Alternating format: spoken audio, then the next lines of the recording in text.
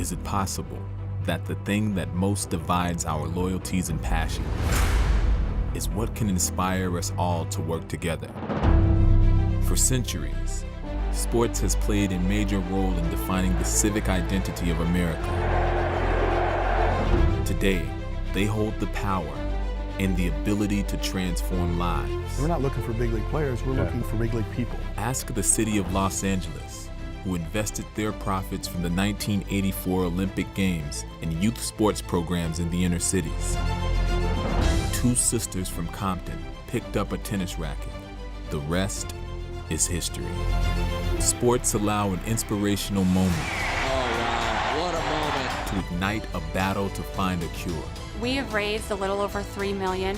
They provide life lessons and hope, and the benefits of working together for the greater good.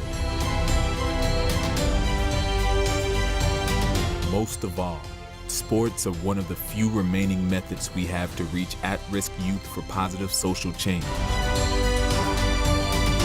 That is the power of sports.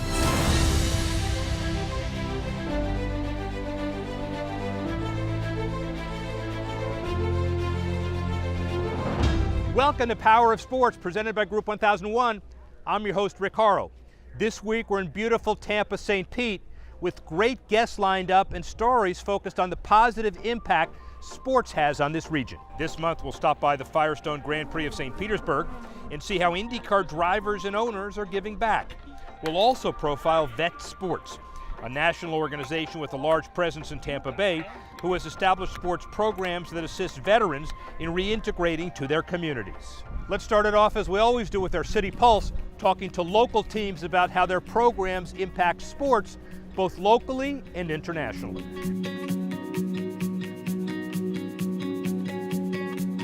When Hurricane Maria devastated Puerto Rico in September of 2017, it was just days after the Tampa area had dodged a bullet of its own from Hurricane Irma. We were terrified here. You know, my family evacuated. I know many of our employees did as well. We had to move games, and we were very fortunate to avoid the brunt of the storm. But in the aftermath, it became clear that Puerto Rico was in truly dire straits. And the local political leaders here and community leaders and just the people of the area had collected tons of supplies. And there was no way to get them to Puerto Rico. So the Rays, along with community partners, chartered a jet to Ponce. In all, they delivered 11 generators and 22,000 pounds of medical supplies, water, and rations. But their most precious cargo was on the return trip. Ray's Director of International Scouting, Charlie Rodriguez, was able to retrieve his grandmother from the island, while relatives of bench coach Charlie Montoya brought back his mother and father. Also returned to safety were more than 3,000 vials of cancerous tissue samples from a lab in Ponce. It was part of decades-long cancer research, and at the time of rescue, running on generator power in coolers that had to stay at 150 degrees below zero. We were able to bring back research samples for cancer treatments.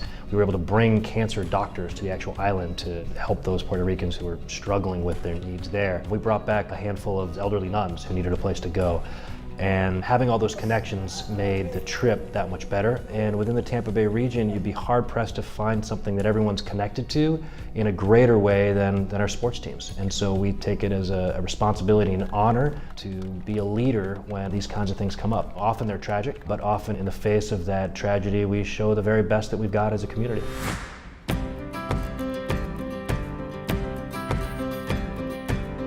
Mr. Vinnick purchased the Tampa Bay Lightning in 2011. He made the pledge that he wanted to transform the Tampa Bay Lightning not only on the ice, but also transform the Tampa Bay Lightning off the ice, just as importantly. Our signature philanthropic program is the Lightning Community Hero Program, and the Vinnicks pledged $10 million over a 5-year period, during which at each and every home game, we would celebrate a grassroots volunteer, somebody in the community who's using their life to make a difference to help someone less fortunate. And we would tell that person's story to help raise awareness about what that person is doing. And then that person gets $50,000 to donate to one or multiple nonprofits of their choice. Every night we have 20,000 people here at Amalie Arena, and we're raising awareness and we're showing 20,000 people every night ways that they too can use their talents to help somebody less fortunate. Hi, I'm Victor Hedman. and it's my privilege to present tonight's community hero of tomorrow, Sky Schmelzer. We created a kind of subset of the Community Hero program called the Lightning Community Heroes of Tomorrow. The Hero of Tomorrow is really created to inspire that next generation of students and leaders to think outside the box, to think about how they can kind of come up with a creative entrepreneurial project in partnership with a 501c3 that can help nonprofits kind of evolve and meet modern needs. They are given $50,000 as well. $25,000 is given to make that idea of theirs a reality. It's like an incubator of creative ways. And the other $25,000 is put aside for a college scholarship for them. So it's pretty unbelievable to see what all these young people are doing and coming up with.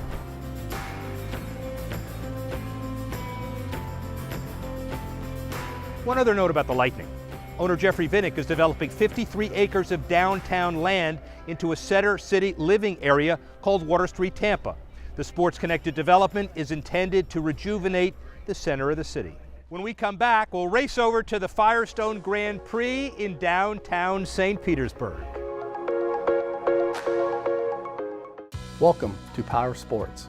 I'm Dan Towers, CEO of Group 1001. Along with our Delaware Life team, we're excited to help share stories of people and organizations who are using sports to connect communities and create opportunities for kids to join teams and benefit from the life lessons learned on the field, court, and track. The power of sports to transform lives is real.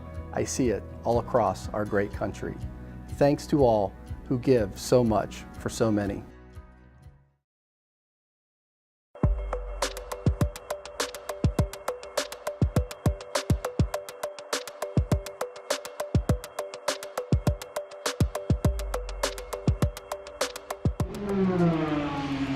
The waterfront street course in downtown St. Pete serves as a beautiful home for the Indy Grand Prix and also start of the IndyCar season. Open wheel racing is experiencing a resurgence in TV ratings, sponsorships, and teams competing. And there's no question that part of this is a continuing commitment by the series to give back to the cities it races in. We sat down with several members of the Andretti Autosport racing team to ask them what specifically they were involved in the community and why it was so important. Andretti Autosport is one of the premier racing teams in the world, owned by former kart series champion Michael Andretti and carrying the family name of the most famous drivers in the history of the sport. Their success on the track has been matched by their efforts off it. Ryan Hunter-Reay drives the number 28 DHL Honda for Andretti and is the co-founder of Racing for Cancer. His car number represents the 28 million people worldwide living with the dreaded disease. And Hunter-Reay is just one of a full organization of drivers, owners, and crew members dedicated to philanthropy and giving back. Michael Andretti, Andretti Autosport, we're here at the inaugural race of the 2018 season here in downtown St. Pete. Talk a little bit about the Andretti approach to charity and philanthropy. Well, actually, when I retired, I started a charity, and I didn't get behind just one cause. You know, I felt like, you know, I could maybe help out with our sponsors. Almost every sponsor has its own charity, so I wanted to be able to go and help each one of our sponsors in some way with lending my charity to be a part of things. So, and that's the way we've done it, and I think we've helped raise lots of money and bring awareness to some of our partners' charities that maybe, you know, they wouldn't have gotten that notoriety. You know, I'm proud of everyone on this team all the way through. I mean, every position, I think we really have the top-notch people, and I'm proud of that because, you know, it's not easy to do, to put that many good people in those many different positions, you know, and that's something that we really work on as a team, is getting the right people in the right position, because people make it happen. Without the right people, it ain't happening.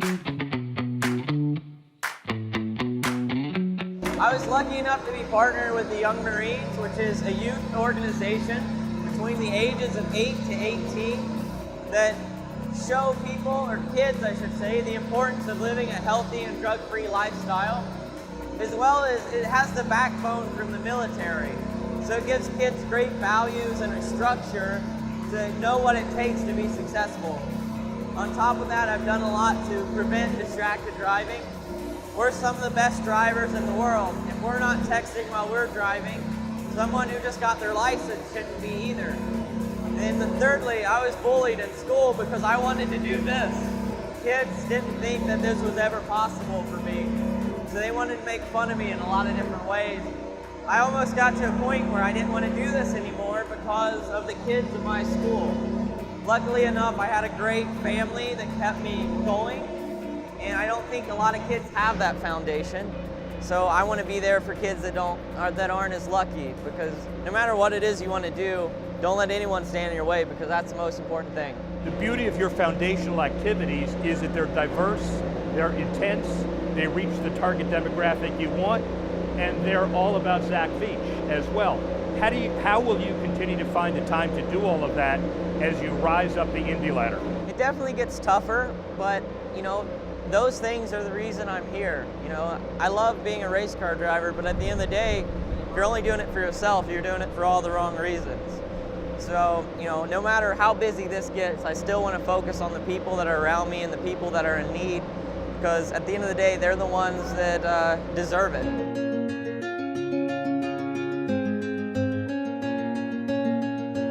So we're here at the Andretti Winery. How important is philanthropy in sports to you?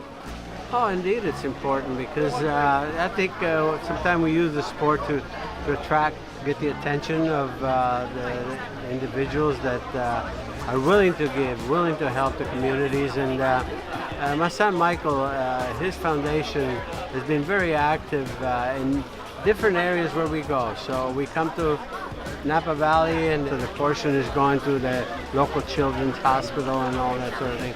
So again, you try to be a good neighbor wherever you are, whatever community you're visiting. So it's a win-win situation for everybody. As far as giving, gives you that sense of fulfillment anyway. I mean, somebody's going to have, you know, get some value from this.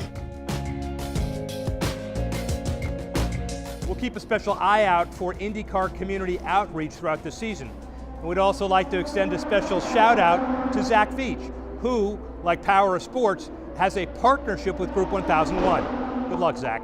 Up next, we'll tell you about Vet Sports and its efforts to use sports to help those who have served our country.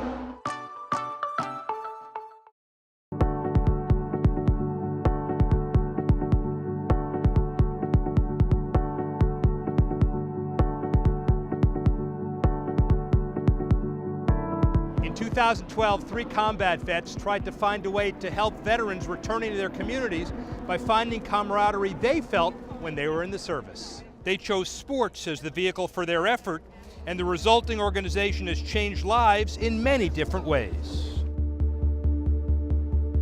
I served in the Navy for 5 years. I did just shy of 13 years in the Army before I was medically discharged. Ever since I got out, I just didn't want to do anything. Nobody understood me. I have a lot of friends, but none of them really understood who I was as a person.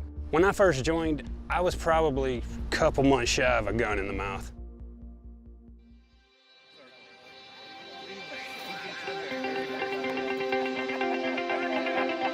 One of the biggest issues veterans are going to cross when they get out of the service, whether it's 4 years or 30 years, is reintegrating back in the community. Military life compared to civilian life is completely different. The brotherhood that you develop in the military, you cannot find in the civilian sector. Vet Sports, it's a grassroots organization to begin with. It starts with league sports, local city league sports. From there, we can grow out. If you're good enough, we have sponsored military A teams, the highest level of softball. We do other things other than just softball. We've done sled hockey for folks, golf. We sponsor bodybuilders, we sponsor runners. We also offer programs that allow you to just volunteer, to get out and be a part of your community. Locally here, we've done it with Feeding Tampa Bay. We volunteer with Habitat for Humanity, with the hope also that the veteran at that point will find something they enjoy. And now that veteran can go out to Habitat for Humanity anytime they want and get involved with the community. I love it. I miss the way we talk to each other in the military. It's not pleasant to hear, but at the same time, we get a completely different meaning out of it. And I love the attitudes we have. I love the camaraderie we have. I didn't know anybody when I first got there, but by the end of the game, it felt like I was where I belonged. That's gone. What? Well, that emotional aspect that they're missing in their lives can really come back with Vet Sports. The fact that they can reconnect with people who understand them. there's not a lot of people that understand veterans better than veterans themselves. So if you surround yourself with veterans who understand what you've gone through, that really helps that connection and bringing you together as a family. Yeah, why are you running in? I've always run in. No, you have not. I have had my highs and I've had a lot of lows, and no matter what happens, I can always turn to somebody, and if I'm struggling in life, I can lean on them because I know that those people understand my problems. They understand and they can relate. I got to reconnect with people that really made a difference in my life. An additional program part of Vet Sports is Vet Sports University, offering college scholarships for career veterans who want to go back to pursue a career in the sports industry. We'll be back after this with an update on Fields and Future's work in Oklahoma City.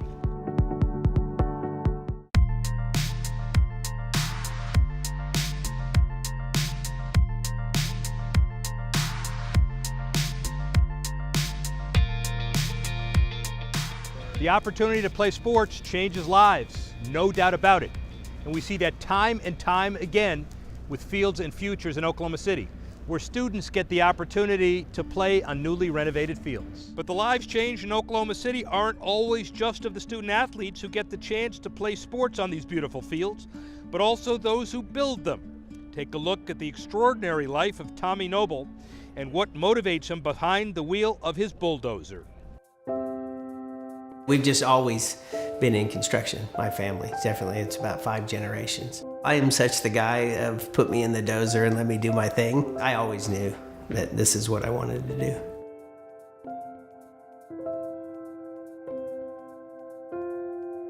He called me and was like, how much can we rebuild this soccer/football field for? He said, I'll do it for cost. It's the kids.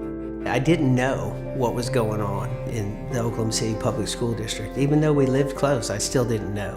When you go out there, first of all, on some of them, you can't believe that you're actually standing on what should be called an athletic field. They can't really believe you're there. I guess a lot of them feel like they don't get that much help, or they don't really believe you're actually going to come there and build them a new field. I'm out in the middle of the field, we're doing dirt work, just kind of doing my own thing, and literally I look up and I feel like half the school is along that railing just watching. Just cannot wait to get out on that field.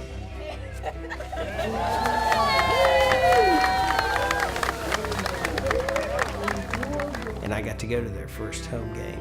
Seeing the pride, seeing it in their eyes, that's their field, they're at their school, and somebody's coming to play them on their home field. That's always a tough one.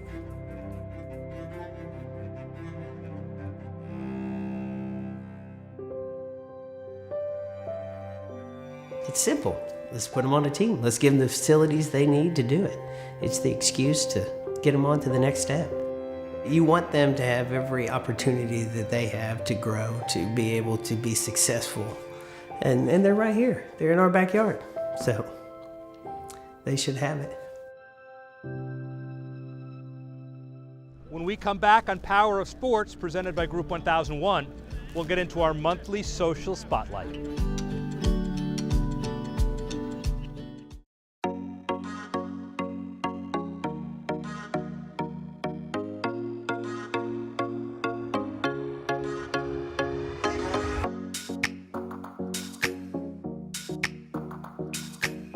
Let's take our monthly digital dive into sports and philanthropy. It's called the Social Spotlight, and Dwayne Taylor has more.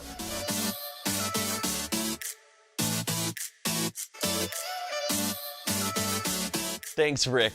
Jason Brown was an All-American center at North Carolina, drafted into the NFL, and quickly became one of the top linemen in the league. So, why did he decide to give all of that up just 6 years into his career and retire at the age of 29? A desire to make an impact. Mostly through virtual lessons from YouTube videos, Brown created a sweet potato farm back in North Carolina whose primary purpose was to address the food insecurity that exists in the state. Brown's 100-acre First Fruits farm has donated hundreds of thousands of pounds of sweet potatoes and cucumbers to local food pantries since 2014. Brown says that he takes the most pride in the fact that other First Fruits farms and gardens have started around the world after hearing of his story. In the early 1990s, Nevis Coleman worked on the grounds crew for the Chicago White Sox. After he was wrongly charged and convicted of a crime, Coleman spent 23 years in prison before DNA evidence proved his innocence last fall. Just before the start of the White Sox season this year, Coleman got his job back with the team, something he said he had dreamed about every day behind bars. The team said in a statement, "It has been a long time, but we're thrilled that we have the opportunity to welcome him back to the White Sox family." When survivors of the Marjory Stoneman Douglas High School shooting in Parkland, Florida, needed transportation to the March for Our Lives in Washington, D.C., New England Patriots owner Robert Kraft didn't hesitate 1 second to help. Kraft chartered the team aircraft to Fort Lauderdale to pick up the students, and they were welcomed on board with a gift from the Patriots on every seat. The Super Bowl champs even sent a championship ring for the students to try on during the trip. Kraft described it as a way for the organization to reach out to a group of people who were hurting bad. Let's send it back to Rick to wrap up the show in St. Pete. And that wraps up Power Sports from beautiful Tampa, St. Pete. Next month we'll be in Phoenix to showcase how athletes and teams from the Valley of the Sun give back in a community experiencing incredible growth. I'm Rick Horrow. See you next time on Power of Sports, presented by Group 1001.